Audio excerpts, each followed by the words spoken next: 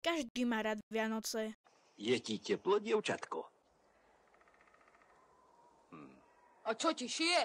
Hlupák starý. A ja mám rád Vianoce, preto robím o nich animáciu.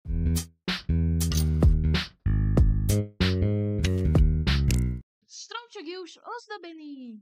Super! Mám čas vytvoriť darčeky. Bude to krásny obraz pri štedrej večeri. Rybku máme upečenú. Večera. Je to vynikajúce. To som rada. Po chutnej dlhej večeri. Jej, darčeky! Ďakujem za deodorant. Čo to môže znamenať?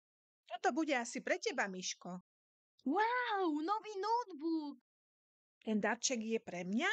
Si nemusel. Na čo si robil starosti? Ja? Nič. Miško, veď to je krásne. Vianoce nie sú o darčekoch. Vianoce sú o tom, že si doma s rodinou.